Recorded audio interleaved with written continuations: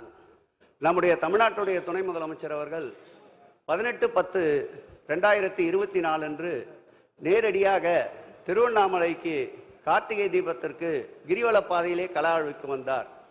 அதன் பிறகு தொடர்ந்து 6 கூட்டங்கள் அந்த மாவட்டத்துடைய அமைச்சர் அண்ணன் ஏவா வேலு அவர்கள் தலைமையில் நான் பங்கேற்ற 2 கூட்டங்கள், தலைமை செயலாளர் தலைமையிலே நடந்த கூட்டங்கள், அதை தொடர்ந்து அந்த மாவட்டத்துடைய ஆட்சித்தலைவர் கண்காணிப்பாளர் அவர்கள் தலைமையில் நடந்த கூட்டங்களுக்கு தொடர்ந்து சமீபத்தில் ஏற்பட்ட பெருமழையின் வெள்ளத்தின் காரணமாக நிலச்சரிவு ஏற்பட்டதை அனைவரும் அறிந்தது.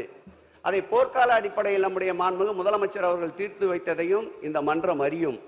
இன்றைக்கு இந்த தீபத் திருவிழா என்பது மலையின் உச்சியின் மீது ஏற்றப்படுகின்ற கொப்பரை தீபம் என்பது ஒரு இன்றியமையாத ஒன்று. சான்றோர்கள் காலத்திலிருந்து எடுக்கப்பட்ட இந்த விழா தடைபடக்கூடாது என்று மாண்புமிகு முதல்வர் அவர்கள் உத்தரவிட்டிருக்கின்றார். அந்த உத்தரவுக்கேற்ப ஜுவாலஜி கமிட்டி சரவண பெருமாள் ராஜா அவர்கள் தலைமையிலே ஒரு குழு அமைக்கப்பட்டு 8 பேர் கொண்ட குழு 7, 8, 9 ஆகிய 3 நாட்கள் ஆய்வு செய்திருக்கின்றது. அந்த ஆய்வின் அடிப்படையில் இன்றைக்கு மாண்புமிகு முதலமைச்சர் அவர்களிடத்தில் அறிவித்திருக்கின்ற அறிக்கையின்படி முதலமைச்சர் அவர்கள் எங்களுக்கு உத்தரவிட்டிருக்கின்ற நிலை என்னவென்றால் 350 கிலோ கொண்ட கொப்பரை அந்த திரிகளை மேலே எடுத்து செல்ல வேண்டும். 40 டன் கொண்ட சுமார் 450 கிலோ நெய்யும் மேலே எடுத்துக்கொள்ள செல்லப்பட வேண்டும்.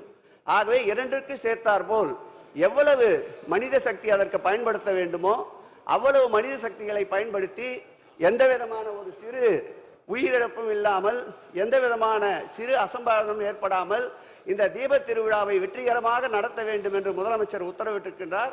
ஆகவே சூழ்நிலைக்கு ஏற்றார் போல் மனித சக்திகளை பயன்படுத்தி இந்த கார்த்திகை தீபம் சான்றோர்களால் துவக்கப்பட்ட இந்த தீபம் இந்த ஆண்டும் எரியாத திருக்கோயில்களுக்கு விளக்கேற்றுகின்ற இந்த முதல்வர் இந்த தீப திருவிழாவிலும் மலையின் உச்சியின் மீது தீபம் எரியும் என்பதை பேரவைத் தலைவர் வாயிலாக பேரவை துணைத் தலைவருக்கு தெரிவித்துக் கொள்கிறேன்.